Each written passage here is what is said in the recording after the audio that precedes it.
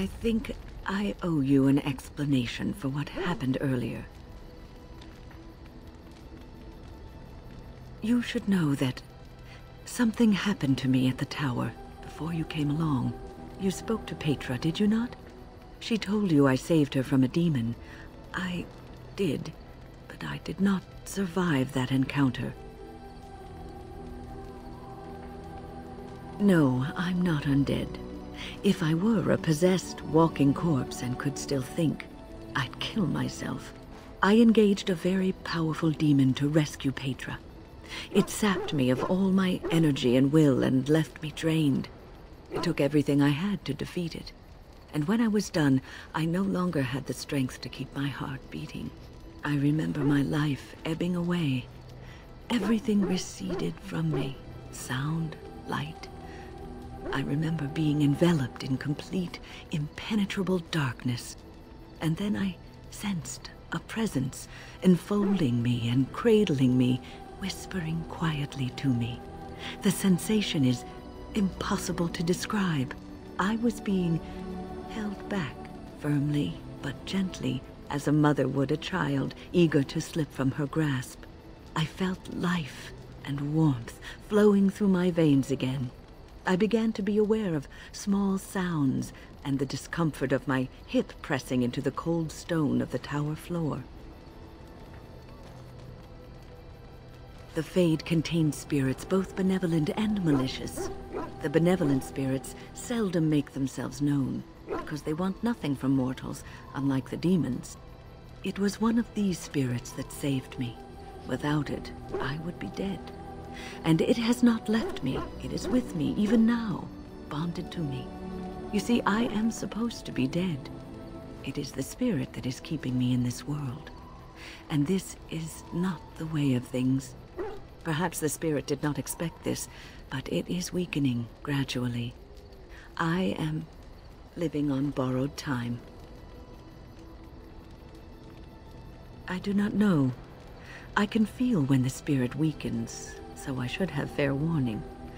But come, let us not talk about this. There is time yet. What's on your mind? I have always had an affinity for the spirits of the Fade. As a child, I never feared my dreams because I knew they were there. I could sense the demons, too, and their presence frightened me.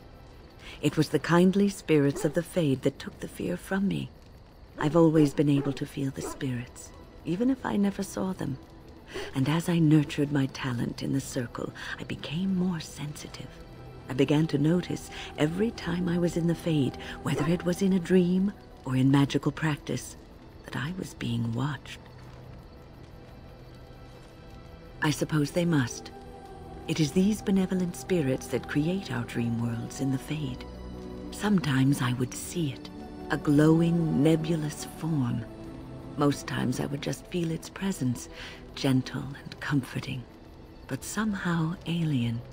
I think it is a spirit of faith. They have never been seen before, and perhaps I am wrong. But something tells me I'm not. It always felt like the same entity. This one spirit was curious about me, and was guarding me, for want of a better word. There were times when I was in the Fade that it seemed to stretch forth to shield me, keeping me safe. And I think it gave me strength in my most terrible battles, Ostagar being one of them.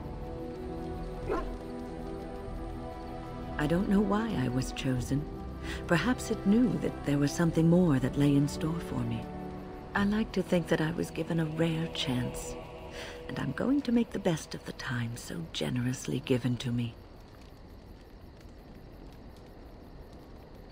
I will not lie motionless in a bed with coverlets up to my chin, waiting for death to claim me. That is not the death for me. And so I will fight alongside the Grey Warden, and help prepare him for the task that is yet before him. So you had better listen to me, because I swear, if I should fall before the end and you don't seem to be doing things properly, I'll get up again to give you a good finger-wagging. You know, I think you'll be all right, even without my help. What's on your mind? Cure me? What, am I sick now? Even you know that you cannot cure the dead. And I'm not the only one dying. You are too. I'm just more efficient about it. Ah, child, your concern is heartwarming. But death comes to everyone, and it is not something to fear. People fear not death, but having life taken from them. Many waste the life given to them, occupying themselves with things that do not matter. When the end comes, they say they did not have time enough to spend with loved ones, to fulfill dreams, to go on adventures they only talked about. But why should you fear death if you are happy with the life you have led? If you can look back on everything and say, yes, I am content, it is enough. I think I've led a good life, a full life, and I, for one, am not afraid of death, whatever it may bring. They say that when you die, your spirit travels through the fade and returns to the Maker. And after that, we'll see, won't we? What's on your mind? I try not to dwell too much on the mistakes of my past, of which there are many. I would go quite mad if I did that. But I do have one regret. The greatest misstep of my life, made even more grave because it had dire consequences for someone else. Years ago, I was assigned as mentor to a lad, Ayard. He was my first apprentice. Ayard was an elf, raised in one of the elven alienages, and he was very mistrustful of humans, especially humans in authority. All he knew of the humans was what he had seen in the alienage. He was very wary of us. What Ayard needed was time. Time to get used to his new home. Time to emerge from his shell, so we could build a rapport. I gave him no such time. I was young and arrogant. He is a mage, I thought. He needs to grow up and act like one. I expected too much from him too quickly. I gave no consideration to his origin or his feelings, and he retreated further from me. All I could think of was how stubborn he was, how he was throwing away all his talent and his potential just to be difficult. Oh, age and wisdom have mellowed me. I was quite different back then, much more unforgiving. You cannot plant crops in the cold, wintry ground. You cannot teach a student who is closed off and unresponsive. Patience is what is needed, and I learned that too late to help him. Ayard ran away from the circle one night. I had berated him over some trivial, ridiculous matter that I no longer remember. I drove him away because of something utterly unimportant. He was a child, 14 at the time of his leaving. They had his phylactery, and they hunted him down. They called him Maleficar, a mage who practices forbidden magic, deserving of death. He was a child, misunderstood and lost. I begged the Templars to tell me if he suffered, if they gave him a quick death. I got no answers from them. I was his mentor, and they wouldn't even tell me what became of him. I should have known better. I had the best mentors. They were kind, compassionate. Why didn't I learn from them? I failed Ayard. All I had to do was listen to him. He would try to talk to me, and I would tell him to concentrate on his spells. He talked about the alienage sometimes, and the Dalish. He always talked about looking for the Dalish elves. The Templars are well trained and thorough. That he still lives, it would be a vain hope. The apprentices that came after Ayard benefited greatly from the lessons I learned from him. In a sense, He was my teacher, and I his student. And there it is. My story, my one greatest regret.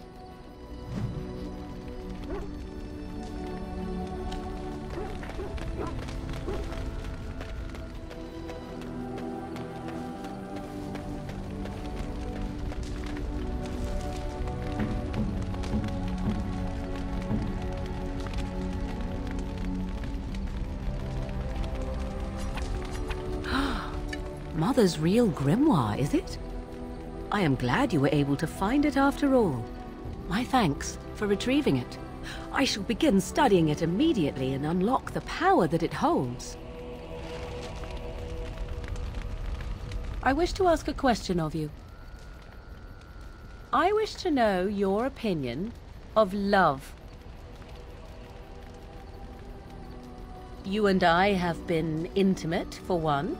We have been close for some time now.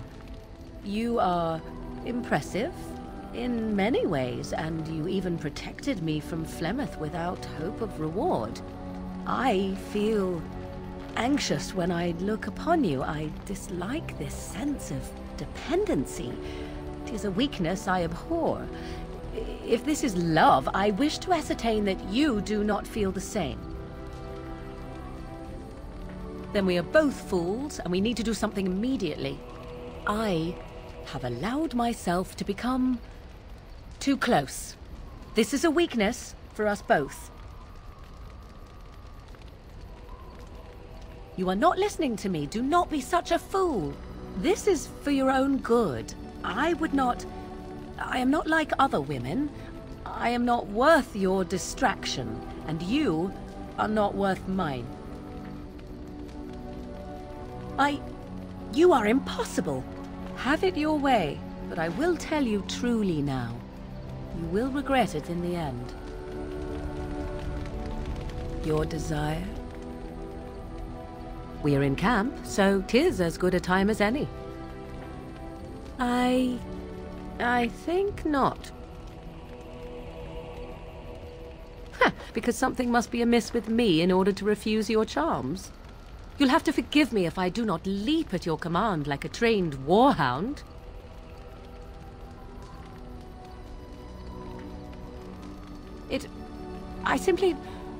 I do not wish to discuss it. Leave me be. Your desire? So, full of questions, are you? Now I have enough time to study Mother's grimoire to find a way to prevent her from stealing my body in the future. For she will be back. One day, I have no doubt of that. And if I cannot protect myself, one day I will track her down again in whatever body she inhabits, and she will die again and again if need be. But there is no need to think of such things now. I have you to thank for saving me, so let us return to the task of dealing with the darkspawn, no?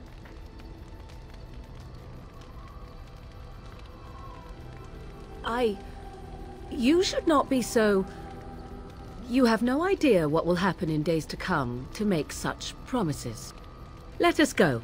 There is much to be done before... There is still much to be done.